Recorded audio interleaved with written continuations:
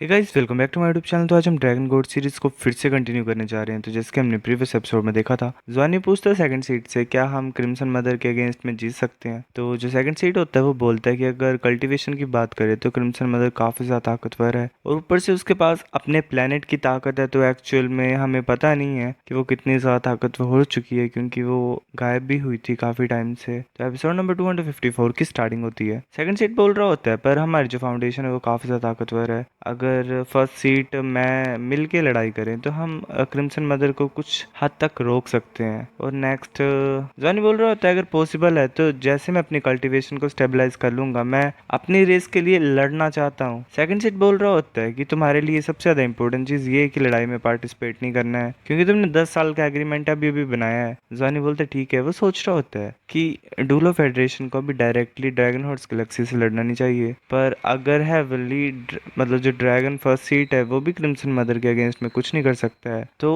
अगर dragon horse Galaxy इस लड़ाई को हार जाएगी और क्रिम्सन मदर गॉड किंग बन जाएगी तो मुझे लगता है कि इस गैलेक्सी से भी ज्यादा खतरा पड़ जाएगा।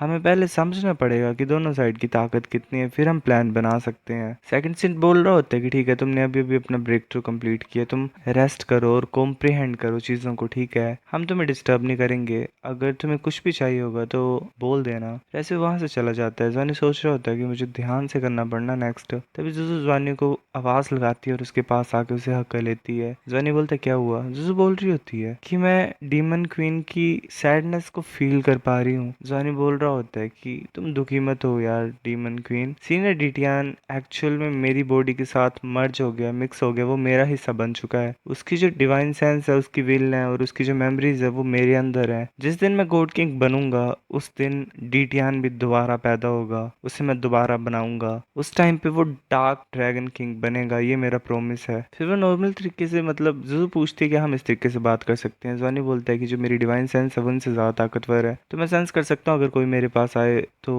वेल, चिंता करने की कोई जरूरत नहीं है, हम बात कर सकते हैं नॉर्मली। जॉनी बोलता है कि अभी अभी मैंने सच में सोचा था कि मैं तुम्हें दोबारा कभी नहीं देख पाऊंगा। फिर जॉनी ऐसे ही फील कर पा रहा होता है और बोलता है कि तुम ब्रेक थ्रू करने वाले हो, इस टाइम पे मैं तुम्हारे हर्ट को डिस्टर्ब नहीं कर सकता हूँ। जैसे शर्मा रही होती है, जॉनी हंस रहा होता है। वेल, ये जो प्यार भरी चीजें थी इनसे काफी ज्यादा अच्छा फील कर रहे थे दोनों। जो पहले की टेंशन थी वो जा चुकी थी, वो शांति की स्टेज पे थे इस टाइम पे। जैसे बोल रही होती है कि तुम्हें जल्दी से कॉम्प्रिहेंड करना चाहिए कि क्या चेंजेस आए तुम्हारे अंदर। अभी भी ब्रेक थ्रू किया, अपने रेलम को स्टेबलाइज करो, वो सबसे ज्यादा इंपॉर्टेंट है। जॉनी बोल रहा होता है कि मुझे लगता है मेरा जो ब्रेक थ्रू है वो नॉर्मल गोल्ड रैंक के ब्रेक थ्रू से अलग हुआ है। जो मेरा रेलम है वो ऑलरेडी काफी ज्यादा स्टेबल है। पहली बात, मैं तुम्हें अपनी पूरी ब्रेक थ्रू की प्रोसेस को बताता हूँ। जैसे बोल रही होती है कि मतलब हाँ, शायद ये मेरी हेल्प में भी आए। जॉनी बोलता है कि मैं पूरी की पूरी हेल्प करूंगा तुम्हारी कल्टीवेशन के टाइम पे, अपनी ब्लड लाइन की पावर को यूज करूंगा तुम्हारी बॉडी को टेम्पर करने के लिए। जब बॉडी टेम्परिंग कंप्लीट हो जाएगी मैं तुम्हें राइजिंग ड्रैगन प्लेटफॉर्म में ले जाऊंगा, वहां पे तुम ट्रिब्यूलेशन के थ्रू जाओगे और मैं तुम्हें वहां पे प्रोटेक्ट भी करूंगा। जुजू खुश होती है, सोच रही होती है कि जवानी ऑलरेडी गोल्ड रैंक में पहुंच गया, मुझसे पहले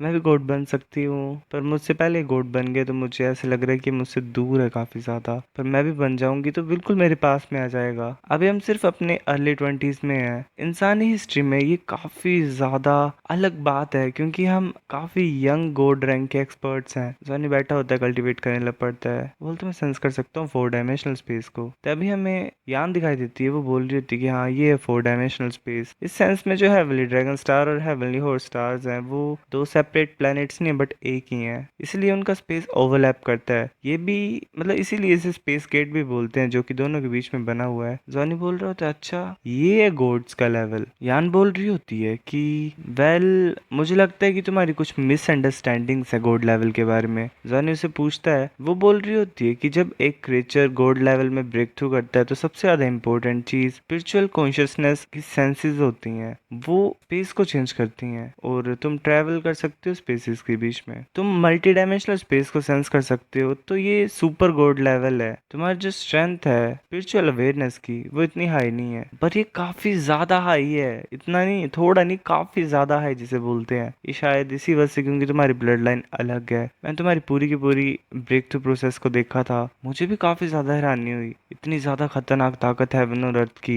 मल्टी डायमेंशनल यूनिवर्स, इतना खतरनाक इमोशंस उसने प्रोड्यूस किए थे। ऐसा लग रहा था कि मतलब मेरा मुझे कोई प्रेशराइज कर रहा है। पर ये अच्छी बात है कि तुम सक्सेसफुल हुए। इसी वजह से ये प्रोसेस है एक तरीके से ग्रोथ की, जो कि बिगनिंग और डिस्ट्रक्शन के एंड में होती है। एक मिरेकल हुआ है तुम्हारे साथ जब तुम ब्रेक थ्रू कर रहे थे और ट्रिब्यूलेशन को ओवरकम कर रहे थे। वो एक तरीके से चमत्कार ही था। जॉनी बोल रहा होता है कि तुम्हारा जो फाउंडेशन वो सबसे ज्यादा प्रोफाउंड है, जितना मैं देख पा रहा हूँ अपने लेवल से। और ऊपर से बात है कि अगर तुम मानोगे तो तुम मतलब मुझे लगता है कि ट्रू गॉड के realm में भी पहुंच सकते हो। वेल शायद ये यान ही बता रही होती है, यान बोल रही होती है कि मैं ये होप करती हूँ कि मतलब करती हूँ कि तुम चिंता ना करो बेमतलब कि ये तुम्हारे लिए अच्छी नहीं है। जॉनी बोल रहा होता है कि नहीं नहीं मैं नहीं करूंगा ऐसा। वो सोच रहा होता है कि जो 3 कलर्ड ड्रैगन कोर है मेरे अंदर, वो काफी ज्यादा ताकतवर ड्रैगन पावर को स्टोर कर रहे हैं। एक ऐसी एनर्जी जो कि 9 कलर्ड हेवन और अर्थ की पावर को मतलब कंटेन करते हैं, जो कि यूनिवर्स को भी डिस्ट्रॉय कर सकते हैं। और दूसरा ड्रैगन गॉड की ब्लड लाइन की एनर्जी है। अगर मैं अपनी स्पिरिचुअल कॉन्शियसनेस को यूज करूँ इस एनर्जी को बाहर निकालने के लिए और इसे अपनी ब्लड लाइन पावर के साथ मर्ज कर लूँ, तो शायद मैं ब्रेक थ्रू दोबारा कर पाऊँ, ट्रू गॉड के लेवल पे पहुंच जाऊँ और मेरी ताकत काफी ज्यादा इंक्रीज हो जाएगी इसके बाद। पर मैं ऐसा नहीं करना चाहता हूँ, क्योंकि जो 9 कलर्ड हेवन और अर्थ डिस्ट्रक्शन की एनर्जी है इस यूनिवर्स की, वो काफी ज्यादा खतरनाक है। इतनी ज्यादा खतरनाक पावर है कि उसमें काफी ज्यादा सच्चाई छुपी हुई है हेवन और अर्थ की। जो ड्रैगन गॉड की ब्लड लाइन एनर्जी है 9 कलर्ड ड्रैगन कोर में, वो प्योरेस्ट है ड्रैगन गॉड की ब्लड लाइन। जो ट्रांसफॉर्मेशन है, परसेप्शन है दोनों की, वो एक दूसरे को कॉम्प्लीमेंट कर रही हैं। तो फ्यूजन की प्रोसेस में शायद कुछ हो सकता है। अगर ये सारी एनर्जी एक ही बार में रिलीज हो जाए तो काफी ज्यादा वेस्ट हो जाएगा, तो मैं वेस्ट नहीं करना चाहता हूँ। पर अगर मैं धीरे धीरे कॉम्प्रीहेंड करूँ, ड्रैगन कोर को प्रैक्टिस करूँ, डाइजेस्ट करूँ, अब्जॉर्ब करूँ बिना किसी वेस्ट के, तो जब मेरी ट्रांसफॉर्मेशन कंप्लीट हो जाएगी तीनों ड्रैगन कोर्स की, तो काफी खतरनाक चीज हो सकती है। मैं ट्रू गॉड तो बनूंगा ही, साथ में ब्लड प्योरिफिकेशन भी होगी मेरे साथ, जो कि ब्लड ट्रांसफ्यूजन की तरह होती है। यान बोल रही होती है कि ऐसे तो मतलब ये मत सोचो कि तुम्हारे पास टैनियन क्रिस्टल्स नहीं है, तुम्हारी बॉडी रिशेप हो चुकी है पर अभी भी काफी ज्यादा कमजोर है। ये परफेक्ट टाइम है तुम्हारे लिए टैनियन क्रिस्टल्स को अब्सॉर्ब करने का। इसकी वजह से तुम अपनी कल्टीवेशन को बढ़ा सकते हो, ताकतवर हो सकते हो। अब हम नॉर्मली कम्युनिकेट कर सकते हैं, मैं तुम्हें कॉन्टैक्ट करूंगी डायरेक्टली अगर तुम्हारे कोई क्वेश्चन होंगे तो। नहीं सोच रहा होता है ये नॉर्मल कम्युनिकेशन, वेल अच्छा चलो डायरेक्टली तो लोंग टैनियांग से बात करने का कोई तरीका नहीं था। तो मेरे पास कॉन्फिडेंस है कि जो मेरी स्पिरिचुअल अवेयरनेस है वो काफी खतरनाक है, तो मैं बात कर सकता हूँ। और ऊपर से ड्रैगन नाइट्स वेल रिलैक्स तो कर ही नहीं रही है सर्वेलेंस को लोंग टैनियांग के ऊपर। हर एक चीज डिफरेंट है, तो मुझे वेल धीरे धीरे करना चाहिए सब कुछ। मेरे को कॉम्प्रीहेंड करना पड़ेगा हेवन और अर्थ की मिस्ट्रीज को। जीजू देख रही होती फिर 7 दिन के बाद का सीन दिखाया था, जॉनी हेल्प कर रहा होता है जीजू की। सोच रहा होता है कि जो लाइफ एनर्जी इन 12 टैनियांग क्रिस्टल्स में, वो तो जो पानी था एटर्नल ट्री के लेक में, उससे भी ज्यादा एनर्जी को रखता है अपने अंदर। ये काफी ज्यादा रेयर और पावरफुल एग्जिस्टेंस है पूरे के पूरे यूनिवर्स में। जीजू तैयार हो जाओ, मैं तुम्हें अब ट्रिब्यूलेशन के थ्रू ले जाने के लिए, हेल्प करने के लिए जा रहा हूँ। चाहे कुछ भी हो, तुम्हें अपनी कॉन्शियसनेस को मेंटेन करना है, इमोशंस को स्टेबल रखना है। मैं हमेशा तुम्हारे साथ रहूंगा, तुम्हें प्रोटेक्ट करूंगा, तुम्हारी हेल्प करूंगा डिफिकल्टीज को ओवरकम करने के लिए। वो दोनों ड्रैगन राइजिंग प्लेटफॉर्म में पहुंच जाते हैं। जॉनी बोल रहा होता तुम कर सकते हो, ऊपर से थंडर आ रही होती है। जीजू बोलती है हाँ, वो आगे चली जाती है। जॉनी ऐसे ही डर रहा होता है और मुड़ चलता है, सोच रहा होता है यहाँ पे रुकना इसकी ट्रिब्यूलेशन को अफेक्ट करेगा, मैं नीचे वेट करता हूँ। ऐसे थंडर गिरने लग पड़ती है, लोग बोल रहे होते हैं दोबारा क्यों हो रहा है, अभी कुछ ही दिन हुए थे, एक और कैसे आ रही है। जॉनी सोच रहा होता है कि 7 कलर्ड हेवन और अर्थ ट्रिब्यूलेशन इससे स्टार्ट हो रहा है, 4 कलर्ड थंडर ट्रिब्यूलेशन भी है क्या। इसका मतलब ये प्रैक्टिस कर रही थी मेरे टाइम से और ये भी इवॉल्व हो गई ड्रैगन गॉड की ब्लड लाइन के अंदर। पर ये चीजें सही है, मतलब जितने ज्यादा थंडर ट्रिब्यूलेशन ताकतवर होगी उतना ज्यादा इसका अच्छा टैलेंट होगा। जितने बेनिफिट्स इसे मिलेंगे इस ट्रिब्यूलेशन को ओवरकम करने से वो अच्छे होंगे, जो ताकतवर बन सकती है। फिर ऐसे ही थंडर गिरती है नीचे, जवानी उस टावर को टच करता है और वो कुछ फील कर पा रहा होता है। वो सोच रहा होता है कि मैं इस टावर के अंदर हूँ, पर यहाँ पे इतनी ज्यादा ड्रैगन गॉड की एनर्जी कैसे हो सकती है। इस टावर में छुपा क्या था, ये ड्रैगन गॉड की मैरो है। ड्रैगन क्रिस्टल्स जो है वो स्पिरिचुअल कॉन्शियसनेस को स्टोर करते हैं, पर जो ड्रैगन मैरो है वो सारी ताकत को स्टोर करती है। ये इमेजिन भी नहीं कर सकता मैं कितना बड़ा जो ये टावर है, 1000 मीटर बड़ा, ये ड्रैगन मैरो है पूरी की पूरी। मतलब ड्रैगन मैरो, मतलब मैरो एक चीज ऐसी होती है कि जो बोन के अंदर होती है मेनली। ये तो काफी ज्यादा बेनिफिट है। ड्रैगन डेलम और टैनलोंग स्टार का जो कॉम्बिनेशन हुआ था उसकी वजह से यहाँ पे है, पर हर कोई इसके बेनिफिट्स को नहीं पा सकता है, सिर्फ मैं इसका इस्तेमाल कर सकता हूँ। फर्स्ट सीट को भी इसके बारे में पता नहीं है, टैनयांग को भी इसके बारे में पता नहीं है। ये जो एनर्जी है ये गॉड किंग लेवल की है, अब मैं इसे यूज कर सकता हूँ। इसकी हेल्प से मुझे काफी सारे बेनिफिट्स मिलेंगे। सुपर गॉड लेवल 10 साल में पहुंचना सपना नहीं है।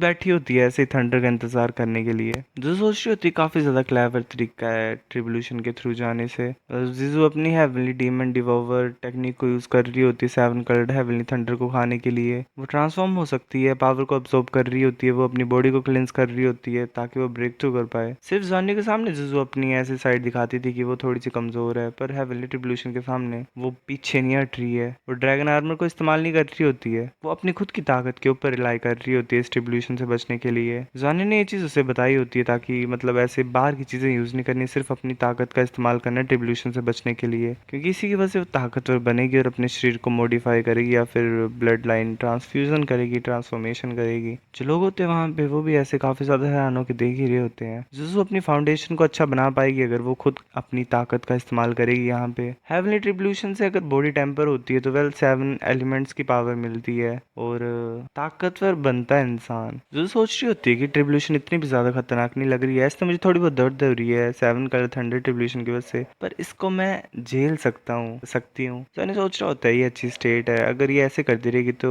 जीजू की ट्रिब्यूलेशन बिल्कुल स्टेबल होगी और आसानी से हो जाएगा। लांसानी अपनी डिवाइन सेंस को राइजिंग ड्रैगन पिलर में डाल देता है। वो सोच रहा होता है मुझे पता नहीं कि प्लेटफॉर्म ऐसा कैसे है, इस फॉर्म में कैसे है। तो अच्छा ये ड्रैगन मैरो, क्या आप इसकी एनर्जी ले जाओ मैं थोड़ी बहुत अपने कल्टीवेशन के लिए। वो वैसे कुछ करता था भी, उसको काफी दर्द होती है और वो सोच रहा होता है इतना हॉट, ऐसा लग रहा है मेरा पूरा शरीर जल रहा है, मेरी पूरी की पूरी ब्लड लाइन बॉइल कर रही है। नहीं मैं ऐसे कंटिन्यू नहीं करने दे सकता हूँ इसे। सो गाइस ये एपिसोड इतना था, अब नेक्स्ट लाता हूँ मैं कुछ दिनों में, तब तक के लिए इस वीडियो पे लाइक कर दो। आप मिलते हैं आपसे, बाय।